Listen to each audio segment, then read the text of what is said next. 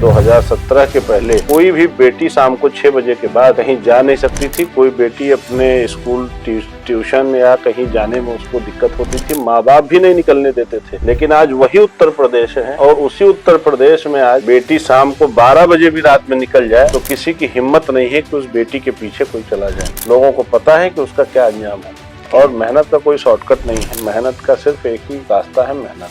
जीवन कोई भी सपना देखिए लेकिन एक देखिए और मंजिल तभी मिलेगी जब आप मेहनत करोगे। एक अनमोल रतन खोया, क्या कहना चाहेंगे डॉक्टर मनमोहन सिंह के बारे में? मनमोहन सिंह एक अच्छे व्यक्ति रहे और उन्होंने अर्थशास्त्र में उस पर उनका कमांड रहा। निश्चित तौर पे उनके आज ना रहने पे एक अच्छे इंसान की और एक अच्छे अर्थशास्त्र की भारत को हानि हुई। क्या आपको लगता है कि कुछ और बदलाव होने चाहिए जिस तरह से पार्टी दावे करती है, वादे करती है? देखिए, भारतीय जनता पार्टी जितना जनता के हित में काम कर रही है उतना आज तक किसी पार्टी ने काम नहीं किया है। खासकर लड़कियों के लिए क्या ऐसा कर रहे हैं अपने क्षेत्र में?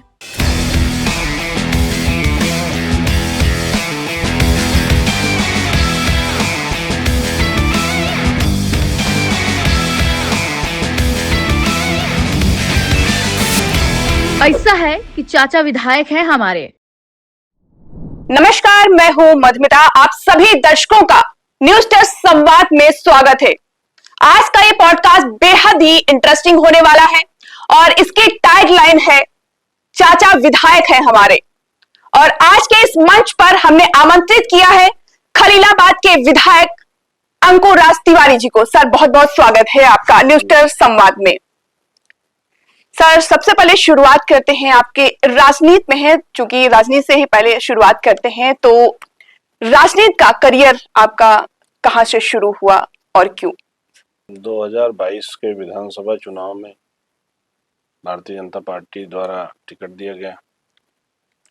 22 में पहला चुनाव अपने लाइफ का हम 2022 में ही लड़े और पहले चुनाव में ही भारतीय जनता पार्टी द्वारा टिकट लिया।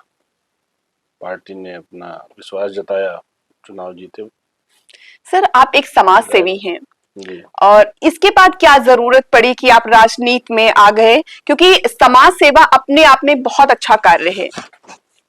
देखिए, समाज सेवा राजनीति के माध्यम से उसका एक प्लेटफॉर्म बड़ा हो जाता है। ओके। जो प्लेटफॉर्म, मान लीजिए अगर हम राजनीति में नहीं होते तो शायद हम गिने चुने लोगों की ही मदद कर पाते, पर राजनीति के माध्यम से ऐसे लोगों की भी मदद हो जाती है कि जो उस पद की गरिमा की वजह से या उस पद की वजह से लोगों की मदद मांगते हो लोग एक दूसरे को, या एक विस्तारीकरण हो जाता है समाज सेवा का। लेकिन ध्येय जो है वो समाज सेवा ही है। राजनीति के भी माध्यम से ध्येय हमारी समाज सेवा ही है। ओके सर, तो आप एक समाज सेवक भी हैं और विधायक भी हैं, तो इसमें निसंकोच ही हर तरह के लोग आते होंगे आपके पास मदद के लिए। किस तरह के लोग आते हैं आपके साथ मदद के लिए और किस तरह से उनकी मदद करते हैं आप? हर तरीके के लोग आते हैं। कभी कोई पीड़ित है, किसी को इलाज की आवश्यकता है, किसी को ऐसी शादी विवाह या इस तरीके की कोई, मान लीजिए न्याय नहीं मिल पा रहा है उसको, किसी भी पुलिस से नहीं न्याय मिल रहा है, कहीं उसके जमीनी मामलों में उसको न्याय नहीं मिल पा रहा है, तो ऐसी स्थितियों में लोगों की मदद जो कर पाते हैं करते हैं। दिसंबर सर ये आखिरी महीना चल रहा है, तो आपने कुछ रेशियो आपको पता होगा कि इस महीने में कितने ऐसे लोग आए जिन्होंने आपसे मदद मांगी और आपने उनकी मदद की? सर, अब इस महीने में तो मैंने कम से कम 12-13 लोगों की मदद की है। करीब 3 लोग तो अभी भी, आज की भी तारीख में 3 लोग ऐसे हैं जिनको हमने लोहिया अस्पताल में जिनको एडमिट कराया है, वेंटिलेटर दिलाया है और आर्थिक मदद उनकी अपने तरफ से व्यक्तिगत कर रहे हैं। और एक एक्सीडेंट हुआ है, पंकज नाम है उसके छोटे भाई का, उसको एडमिट कराया है। एक लेडी हैं, उनका ऑपरेशन होना था, उनकी मदद कराया है लोहिया में। तो इस तरीके से मदद करते रहते हैं जी। तो मतलब आप अपने जनता के बीच जाते हैं या फिर आप दरबार लगाते हैं? अक्सर देखा जाता है जो नेता मंत्री होते हैं वो दरबार लगाते हैं और जनता उनके यहाँ आती है और अपनी बात रखती है। देखिए, दरबार जैसा कुछ नहीं है। जनता, देखिए, सब कुछ जनता को ही डिसाइड करना रहता है। जनता ही जनार्दन है, जनता ही मालिक है। और जनता के पास भी जाते हैं। जिनको कभी कोई आवश्यकता होती है वो लोग भी हमारे पास आते हैं। जी, तो सर आपकी क्वालिफिकेशन क्या रही और कौन हम कौन सी डिग्री है? ग्रेजुएशन है, हमने बीबीए किया है ओके। मैनेजमेंट में, और बाकी हम high school inter army school Faizabad से किए हैं। ओके, फैजाबाद यूनिवर्सिटी से। फैजाबाद स्कूल था, army school. Okay, army school से। जी, ओके। तो अयोध्या अब अयोध्या है। जी। तो सर जब होता है ना कि हम क्लास 8th या 9th में होते हैं तो हमारे पेरेंट्स या हमारे जो रिश्तेदार आसपास के लोग होते हैं पूछते हैं बड़े होकर क्या बनोगी, क्या बनेंगे, तो आपका क्या जवाब रहता था सर? देखिए, हम तो क्लास 3 में ही पहली बार हमसे काउंसलर टीचर ने हमारे पूछा था जी। कि बड़े होके क्या बनना है, तो अमूमन क्लास के सारे बच्चे कोई इंजीनियर कोई डॉक्टर, जैसा जो माँ बाप ने बताया हो बच्चे जो सीखते हों। हमने उस समय भी कहा था मुझे विधायक बनना है, और उसके लिए ऊपर वाले ने सुना भी। खलीलाबाद की जनता ने आशीर्वाद दिया, माँ बाप का आशीर्वाद लगा, विधायक बने। वो कौन सी उम्र थी, किस एज में रहे थे जब आपने राजनीति को समझना शुरू किया और आपके मन में ख्याल आया कि भाई मुझे तो नेता और विधायक ही बनना है? देखिए, जब हमने क्लास 3 में सोचा था तब मुझे ये था कि हाँ, जो विधायक पद है वो एक मजबूत पद होता है, क्योंकि थ्री क्लास में आपके अंदर इतनी अंडरस्टैंडिंग हो गई थी? जी, ओके। गांव में हम लोग जो है सुनते थे विधायक जी विधायक जी, तो ये था कि विधायक पद मजबूत होता है, इसलिए मन में एक ललक थी। और बाकी एक सम्मान हमेशा हमारे परिवार का रहा, क्षेत्र में संभ्रांत परिवार के रहे हम लोग। जी। पिताजी भी हमारे बहुत सामाजिक रहे, और अभी भी वो समाज के काम में काफी बढ़ चढ़ के हिस्सा लेते हैं। कोई राजनीतिक बैकग्राउंड है आपकी फैमिली नहीं, का सर? हमारा कोई राजनीतिक बैकग्राउंड नहीं था। ओके, पिताजी आपके मतलब एक समाज सेवी वो भी रहे हैं? जी जी। Okay sir. तो अभी जो वर्तमान में आप देख रहे होंगे जो राजनीति है, किस तरह से आप देख रहे हैं उसको? क्या आपको लगता है कि कुछ और बदलाव होने चाहिए जिस तरह से पार्टी दावे करती है, वादे करती है, जनता के हित में कार्य करना चाहती है? देखिए, भारतीय जनता पार्टी जितना जनता के हित में काम कर रही है उतना आज तक किसी पार्टी ने काम नहीं किया है। और इस देश का नेतृत्व इस समय, और इस प्रदेश का नेतृत्व जो है, दोनों ऐसे हाथों में है कि जिसमें सिर्फ जनता की भलाई है, जनता का कल्याण है। और आप देख लीजिए 2014 के बाद जब से नरेंद्र मोदी जी इस देश के प्रधानमंत्री बने, तब से जो जनता के हित में जितने भी निर्णय हुए हैं माननीय मोदी जी द्वारा, वो जी। सब जनता के हित में हुए हैं। और उत्तर प्रदेश की कमान 2017 में जब माननीय योगी जी। मुख्यमंत्री आदरणीय योगी आदित्यनाथ जी ने ली, तो उसके बाद उन्होंने जितनी भी चीजें की हैं, जितना भी निर्णय लिया है, आप देख सकती हैं, वो सारे निर्णय जनता के ही हित में लिया गया है।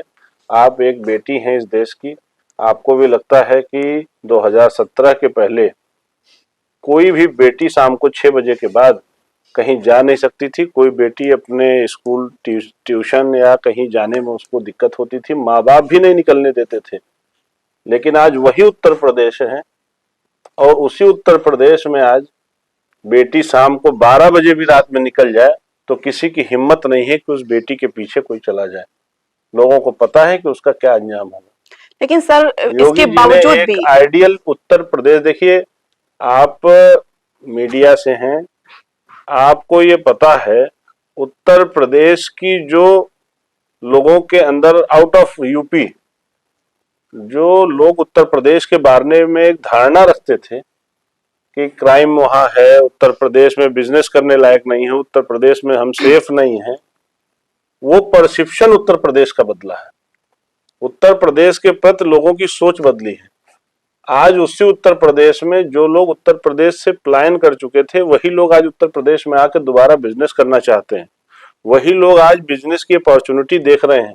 जो मैं अभी आपको बताऊं, एक डॉक्टर साहब के पास मैं गया था, वो डॉक्टर साहब यही मेदांता में है।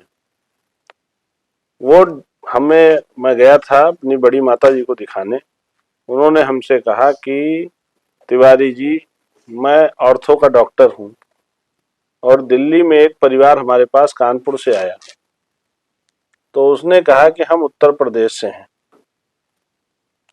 उत्तर प्रदेश में, तो उन्होंने उत्तर प्रदेश के नाते उसको बहुत तवज्जो दिया। और उन्होंने कहा ठीक है, आपका ऑपरेशन हम आज ही कर दे रहे हैं, जो हम 4-5 दिन बाद करते वो आज कर दे रहे हैं।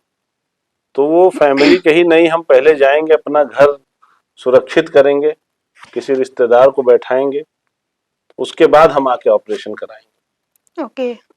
तो उन्होंने फिर ये कहा, उनको बहुत तकलीफ हुई अंदर से कि हम भी उस उत्तर प्रदेश के रहने वाले हैं और स्थिति ये है कि लोगों को अपना घर सुरक्षित करने में सोचना पड़ रहा है उत्तर प्रदेश में। और आज वही उत्तर प्रदेश है 2017 के बाद का, ये नया उत्तर प्रदेश है। किसी की हिम्मत नहीं कि कोई किसी के यहाँ चला जाए, कोई किसी के घर लूट कर ले, कोई किसी के साथ बदतमीजी कर ले। तो ये एक परसेप्शन उत्तर प्रदेश के प्रति चेंज हुआ है। तो इससे बेहतर नेतृत्व उत्तर प्रदेश को न कभी मिला था और आगे जो है हमें नहीं लगता कभी मिल पाएगा। लेकिन सर कहाँ पर अभी सरकार की कमी है कि लगातार हिंसा की घटनाएं और ज्यादातर अभी रेप के केस आ रहे हैं सर? ऐसा देखिए, मेरी किसी भी घटना होने से आप नहीं रोक सकती हो, क्योंकि लेकिन उस घटने से जो आने वाली नजीर बनती है उससे आगे भी घटनाएं रुकती हैं। घटना से जो एक्शन होता है उससे लोगों को, आने वाले लोगों को जो घटना करेंगे उनके ऊपर एक दबाव बनता है। इसलिए जो एक्शन लिए जाते हैं चीजों के प्रति, वो इससे बेहतर एक्शन डिसीजन नहीं लिया जा सकता है, ये दावे के साथ हम कह सकते हैं। लेकिन सर जो 16 दिसंबर 2012 में जो निर्भया कांड हुआ था दिल्ली में, अखिलेश की सरकार में, केंद्र में सरकार थी कांग्रेस की, लेकिन जो सजा मिली अखिलेश योगी सरकार में हुई। तो एक तरह से जिस तरह सजा उनको हुई, फांसी की सजा हुई, लोगों में डर पैदा होना चाहिए था, लेकिन फिर भी लगातार 8 महीने की बच्ची के साथ सर रेप हो रहा है। देखिए, जितनी कड़ी से कड़ी सजा सुनाई जा सकती है, कड़ी से कड़ी कार्रवाई की जा सकती है, वो योगी और मोदी सरकार में निश्चित तौर पे हो रहा है। और पूरे उत्तर प्रदेश को, पूरे भारतवर्ष को, दोनों लोगों पे गर्व है और विश्वास है कि निश्चित लोगों के साथ न्याय होगा। ओके सर, तो अभी आप खलीलाबाद से विधायक हैं और आपकी जन्मस्थली भी है, तो कार्यस्थली ही उसको क्यों बनाया, खलीलाबाद को ही सर? खलीलाबाद हमारे लिए जो है, हमारे क्योंकि पूर्वज वहीं पे रहे, वहीं संघर्ष किए, परिवार को, हर बच्चे को अपने माँ बाप का नाम रोशन करना होता है। हर परिवार को अपने आने वाली पीढ़ियों से उम्मीद रहती है कि उनका नाम रोशन करें, तो इस नाते जो है। अच्छा सर, जब राजनीति में आप आए तो कभी आपके पेरेंट्स ने कहा अरे नहीं अंकुर वहां पर क्या करने जा रहे हो, राजनीति में बहुत ज्यादा स्ट्रगल है? अक्सर इस चीज से पेरेंट्स डरते हैं कि हमारा बच्चा राजनीति में ना जाए, अक्सर देखा जाता है। हमने कई विधायकों और सांसदों का जब पॉडकास्ट किया तो उन्होंने ऐसी बात रखी, आपके साथ कभी ऐसा हुआ, आपके पेरेंट्स ने रोका? हमारे पिताजी एक बहुत ही मैच्योर और बहुत ही मजबूत दिल के व्यक्ति हैं और हमारे पिताजी ने, वो चाहते थे कि मैं जो है, कभी उन्होंने किसी चीज का दबाव नहीं दिया कि हम क्या बने क्या न बने। वो ये चाहते थे कि मैं एक अच्छा इंसान बनूं, जो मैं बना हूं मैं हूं, और अच्छा इंसान बनने के लिए उन्होंने हमेशा कहा। बाकी राजनीति में वो जो है कभी हमें रोके नहीं। राजनीति में जब वो चाहते थे कि हम पढ़ें लिखें, अच्छी एजुकेशन करें, उसके बाद जो भी करना चाहें वो करें, लेकिन एक संस्कारित परिवार के बच्चे की तरह, जो एक गार्जियन चाहता है अपने बच्चे से, वही उनकी उम्मीद रही। कभी भी हमारे फादर ने हमको इस तरह से कभी बाउंडेशन नहीं लगाई किसी चीज पे, और उनका हमेशा सपोर्ट मिला हमको। ओके सर, तो जैसा कि आपने बताया कि बचपन से यानी कि क्लास 3 से आपने सोच लिया था कि मुझे नेता बनना है, इसके अलावा कोई सेकंड ऑप्शन मन में नहीं आया कि? नहीं, सेकंड ऑप्शन तो मैं जब तक एमएलए नहीं बन गया तब तक नहीं आया। ओके, मतलब एक ही प्रण था कि हमें नेता बनना? जी, एक ही प्रण था कि एमएलए बनना। ओके, तो बीजेपी में आने का ख्याल कैसे आया? देखिए, भारतीय जनता पार्टी एक ऐसी पार्टी है जो देश हित में काम कर रही है। भारतीय जनता पार्टी एक ऐसी पार्टी है कि जिसमें जाति धर्म की कोई बाउंडेशन नहीं है। भारतीय जनता पार्टी एकमात्र ऐसी पार्टी है जो इस देश में राष्ट्र हित के लिए, और हमेशा जब जब भी आप इस देश का इतिहास उठा के देखिएगा, तो कोई भी डिसीजन भारतीय जनता पार्टी के नेताओं द्वारा या भारतीय जनता पार्टी द्वारा ऐसा नहीं हुआ है कि जो देश हित में ना रहा हो। हमेशा चाहे विकास का मुद्दा हो, चाहे राष्ट्रवाद का मुद्दा हो, हर मुद्दे पे हमेशा भारतीय जनता पार्टी के नेताओं ने, भारतीय जनता पार्टी के लोगों ने हमेशा देश हित में काम किया। और मैं भी देश हित के लिए ही जीना मरना चाहता हूँ। देश हित में ही हम सब का हित है। अगर इस देश में जन्म लिए हैं तो देश के हित के लिए मर मिटने में भी कोई गुनाह नहीं है। विधायक के बाद कभी मन में ख्याल आया कि एक इससे ऊंचा ओहदा आपको मिले? कभी कोशिश, कभी ख्याल? देखिए, महत्वाकांक्षाएं तो सबकी रहती हैं, पर मैं जो है जो हूं उस दायित्व का ढंग से निर्वहन करूं, मन में ये रहता है। बाकी जो दायित्व, जो निर्वहन आगे चीजों में रहेगा, जो खैलाबाद की जनता ने जो दिया है, पहले मैं उसको अच्छे से निर्वहन करूं, ये मन में संकल्प रहता है। आगे क्या होगा ये किसने देखा है। बिल्कुल। तो सर, जब आप विधायक बने 2022 में पहली बार, तो क्या आपके मन में था कि विधायक बनने के बाद सबसे पहले ये कार्य होने चाहिए क्षेत्र में? कई हमारी विधानसभा में काफी दिनों से कार्य जो है अधूरे पड़े हुए थे। जैसे अंडरपास का एक मामला था हमारे यहाँ, बहुत इम्पोर्टेंट मुद्दा था। और 97 में हमारा जिला संत कबीर नगर बना था, 97 में डिस्ट्रिक्ट बना। उसके बाद वहाँ रोडवेज नहीं था हमारे डिस्ट्रिक्ट में, सड़कों का बुरा हाल था। तो विकास के कई मुद्दे थे। जब मैं इलेक्शन पार्टिसिपेट कर रहा था तो यहाँ तक लोग हमसे कहते थे कि अंडरपास की बात मत करिए, नहीं बन पाएगा। लोग कहते थे। विकास में कहीं भी हम जाते थे तो हर जगह सड़क की डिमांड होती थी। और मैंने अंडरपास भी, वहाँ काम शुरू हो गया है, उसको स्वीकृत कराया। रोडवेज भी स्वीकृत हुआ है, रोडवेज भी बनने जा रहा है हमारे डिस्ट्रिक्ट में। सड़कों की हमने करीब 75% दिक्कत को अपने विधानसभा के दूर किया है। और अभी 3 साल हुआ है, आगे अभी बहुत काम करना है। और सिचुएशंस के हिसाब से आदमी की आवश्यकताएं बदलती रहती हैं। ये हो जाएगा, फिर इसके बाद होगा। पर ये संकल्प लिया है कि अपनी विधानसभा को एक आदर्श विधानसभा बनाएंगे। अपनी विधानसभा को एक ऐसी विधानसभा बनाएंगे कि जो लोग आइडियल के रूप में जाने, लोग देखें कि हाँ, ये विधानसभा में इतना काम हुआ है। और जनता के मन में एक विश्वास होना चाहिए अपने विधायक के प्रति कि विधायक हमारा काम करता है, विधायक हमारा, जिस चीज के लिए मैंने विधायक को चुना है वो काम विधायक हमारा बहुत जिम्मेदारी से कर रहा है। मेरा मतलब ये रहता है काम करने का। Okay sir.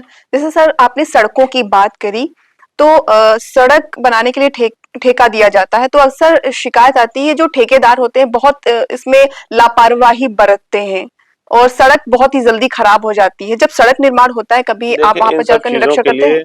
विभाग हैं, अधिकारी हैं, जांच करते हैं। कहीं कोई शिकायत मिलती है तो उसके लिए प्रयास किया जाता है। नहीं, जब सड़क बनती है तो आप उस दौरान वहां पर मौजूद होते हैं? नहीं, जाते हैं कभी कभार, जब चीजें सामने पड़ती है उस रास्ते से जाते हैं तो जरूर देखते हैं। ओके।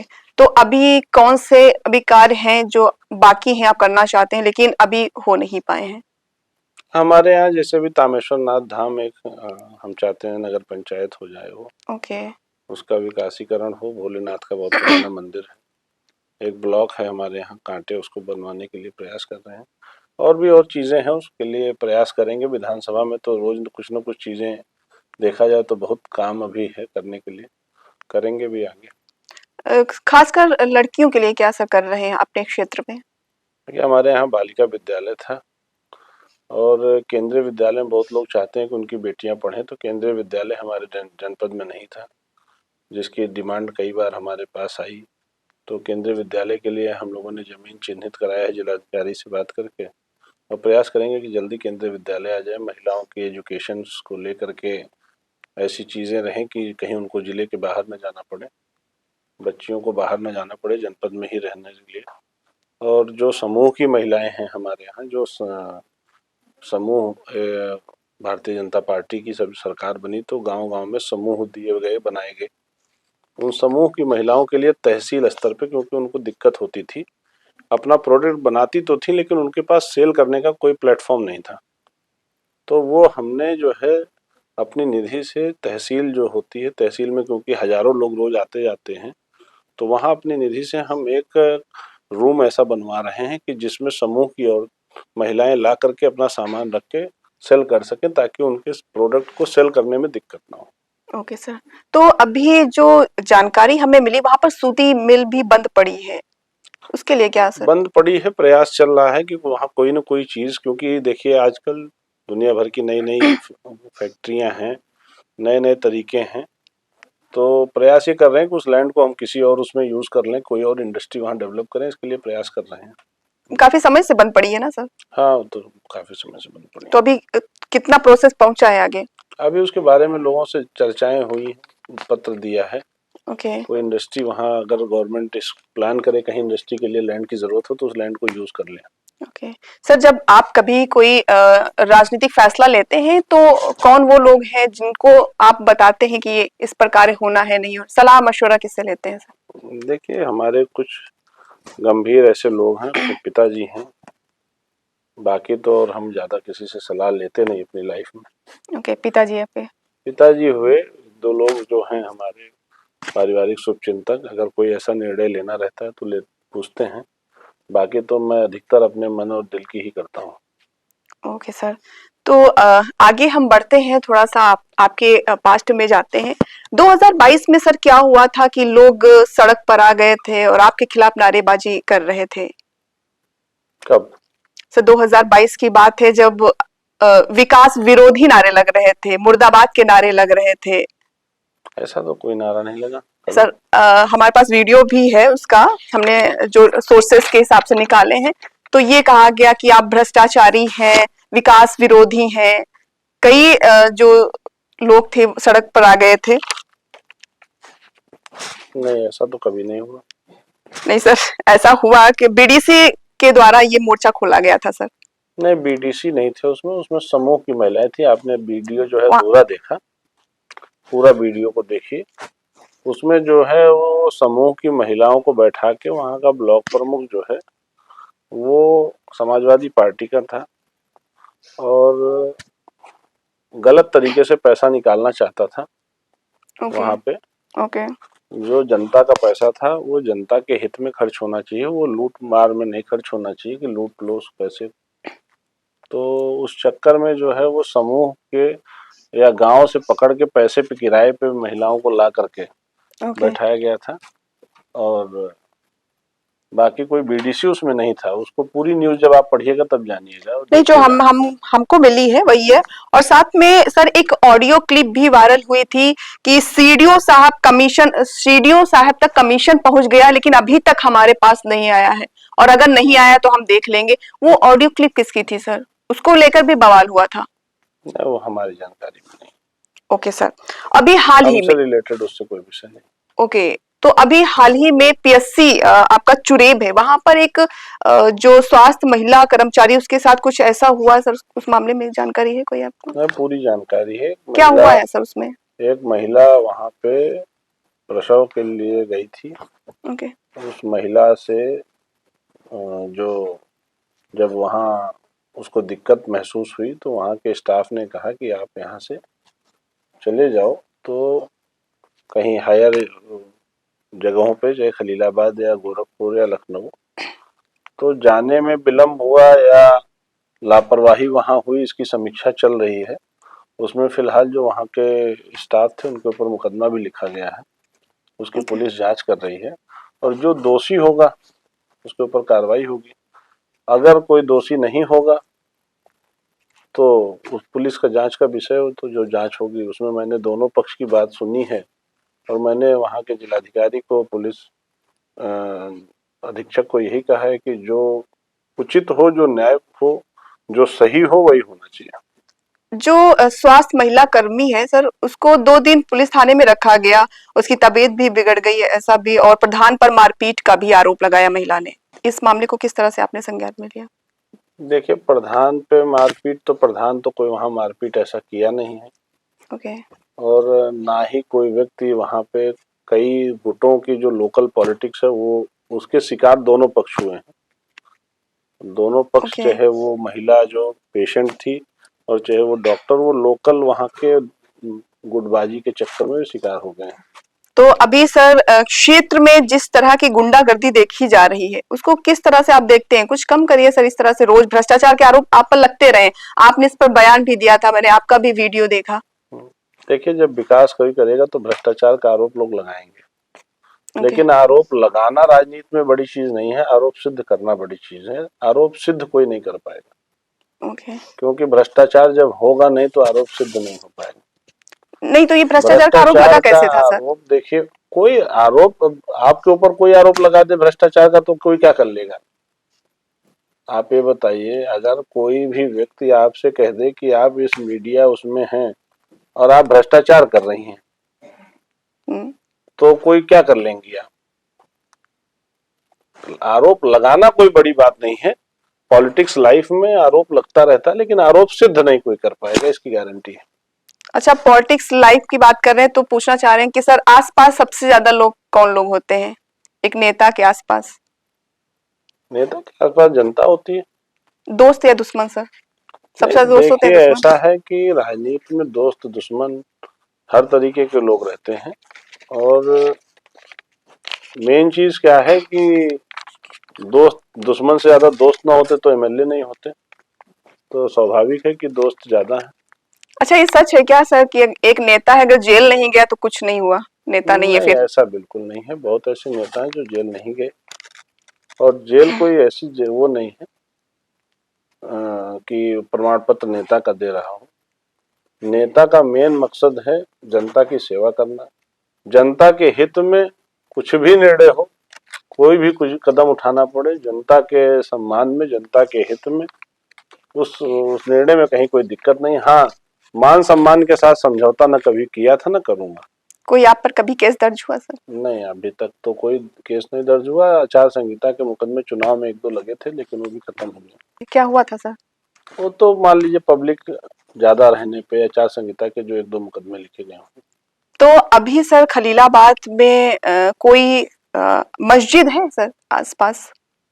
हाँ, बहुत मस्जिद है। ओके सर, तो अभी मंदिर मस्जिद का विवाद भी आप देख रहे होंगे, लगातार सदन में सबसे ज्यादा इस पर हमारे बात यहाँ चली। ऐसा नहीं है। देखिए, कबीर की धरती है वो, और हिंदू मुस्लिम एकता का वहाँ प्रतीक है। संत कबीर नगर में ऐसा कुछ नहीं है। संत कबीर नगर में हिंदू मुस्लिम सब लोग आपस में भाईचारा बना के रहते हैं। नहीं, हमने आपका एक वीडियो देखा जिसमें आपने एक मुस्लिम समुदाय का एक मंच था, वहां पर आपने संचालन किया, अच्छा लगा देखकर। लेकिन जिस तरह से मंदिर मस्जिद हो रहा है, कितना समर्थन करते हैं सर? देखिए, अगर मंदिर को जो है तोड़ के मस्जिद बनाई जाए तो हम तो ये चाहेंगे कि जहाँ मंदिर इस तरीके से तोड़ा गया हो, उस मंदिर को फिर से जो है मंदिर का स्वरूप दिया जाए। ओके, तो अयोध्या का तो मसला सर हल हो गया, अभी काशी और मथुरा ये कब तक इस प्रकार शुरू होगा? देखिए, सरकार है, जब निर्णय कोर्ट ले ले, चीजें कोर्ट में है। ओके, तो अभी 27 का क्या प्लान है सर? 27 का क्या प्लान है? फिर चुनाव लड़ेंगे, जनता का आशीर्वाद लेके फिर विधायक। कौन से वो मुद्दे होंगे जो जनता के बीच लेकर आप जाएंगे? मुद्दे जो हमने विकास किए हैं, जो जनता की सेवा की है, 5 साल जनता ने मौका दिया है, तो जो जनता को अपनी उम्मीद थी एक विधायक से, जो उनकी उम्मीद पे जितना खरे उतरे हैं, उन मुद्दों को लेकर चुनाव में वापस जाएंगे। और निश्चित तौर पे खैलाबाद की जनता को अपने विधायक पे विश्वास है, और मुझे भी ये विश्वास है कि निश्चित खैलाबाद की जनता मुझे फिर से आशीर्वाद देगी। ओके सर, जनता की अक्सर शिकायत रहती है कि जब वोट लेना होता है तभी नेता मंत्री आते हैं दरवाजे पर, क्या? ऐसा हमसे नहीं। ओके, आप जाते हैं हमेशा? मैं हमेशा बना रहता हूँ, पूरे क्षेत्र में बना रहता हूँ। रात में 2-2 3-3 बजे तक निमंत्रण करता हूँ। ओके, प्रॉपर तरीके से क्षेत्र में बन के, आम जनमानस में बैठ करके, पूरी तरीके से क्षेत्र के साथ जुड़ के, क्षेत्र की समस्याओं को लेकर के जनता के साथ कंधे से कंधा मिला के चलता हूँ। ओके, तो अभी योगी आदित्यनाथ से मुलाकात आपकी कब हुई और किन मुद्दों पर बात हुई? देखिए, हमारे नेता हम लोग के वो, और योगी आदित्यनाथ जी से मुलाकात होती रहती है। जिस भी विकास के मुद्दे को आज तक हमने उनके सामने रखा है, वो तुरंत और तत्काल उस पर कार्रवाई हुई है, और सही चीज अगर उनके सामने रखी जाती है तो निश्चित तौर पे तुरंत निर्णय होता है। ओके, एजुकेशन पर भी बात कर लेते हैं सर। एजुकेशन आप देख रहे हैं कि जो अभिभावक हैं सहमत नहीं है। आपके क्षेत्र में सरकारी विद्यालय होंगे, प्राइमरी ऐसा विद्यालय? बिल्कुल नहीं है, आपकी जानकारी गलत है। नहीं सर, हमारी जानकारी, हमारी पब्लिक बाइट हमारे पास है, पब्लिक के देखिए, बीच में एक दो जाते जगह हैं। का मुद्दा कहीं का कुछ भी आ सकता है, लेकिन अध्यापक पूरी तरीके से एजुकेशन से संतुष्ट है, एजुकेशन की व्यवस्थाओं से संतुष्ट है। और अब तो अभिभावक को डायरेक्ट सारी चीजें मिल रही हैं, अभिभावक के खाते में पैसा जा रहा है। अभिभावक को अब क्या दिक्कत होनी चाहिए? अब तो अभिभावक को ही खरीदना है सारी चीजें।